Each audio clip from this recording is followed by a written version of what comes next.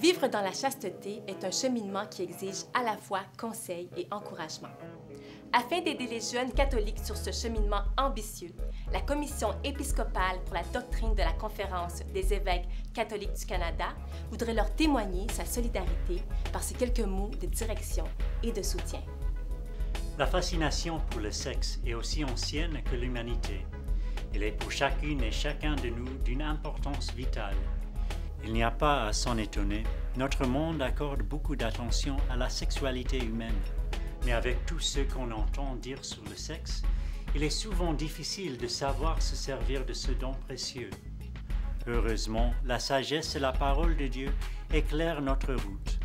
L'enseignement de l'Écriture sainte et celui de l'Église sont pour nous des guides sûrs qui nous disent comment vivre notre sexualité dans la joie et le respect du dessein d'amour de Dieu. Notre foi prend joyeusement au sérieux le mystère de l'incarnation. Le Fils de Dieu s'est fait chair pour notre salut. Le corps de Jésus flagellé, crucifié et ressuscité pour nous dit que Dieu se sert du corps humain pour rendre son amour présent dans notre monde.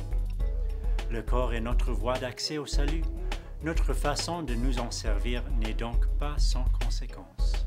À la base, la Bible elle-même nous enseigne comment vivre notre sexualité à la lumière de notre dignité humaine, dignité qui nous vient de ce que Dieu nous a créé à son image et à sa ressemblance. Dès l'aube de la création, Dieu nous a dotés de plus d'un langage. Outre la parole, il nous a donné notre corps. Le corps s'exprime à travers des gestes qui sont eux-mêmes un langage. Tout comme les mots, notre langage corporel révèle ce que nous sommes. Le Seigneur veut que nous parlions ce langage sexuel sans fausseté, car telle est la façon pour nous de vivre notre sexualité dans la joie. Vivre authentiquement le langage sexuel de nos corps est ce que l'Église appelle la chasteté.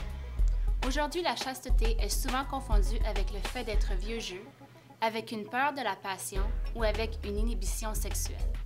Mais en réalité, elle est bien plus que la simple absence de rapport sexuel. La chasteté est affaire de pureté du corps, oui, mais tout autant de l'esprit. Si nous ne travaillons pas à développer un cœur ou un esprit pur, nos gestes le feront voir. Si nous ne contrôlons pas nos désirs et nos passions, on ne pourra nous faire confiance ni dans les petites choses, ni dans les grandes. Nous resterons esclaves de nos passions et faibles de caractère. Si nous ne savons pas dire non, notre oui ne voudra rien dire. Mais plus nous acceptons la chasteté, plus nous en faisons notre style de vie, plus les gens autour de nous sentiront que l'Esprit Saint habite en nous.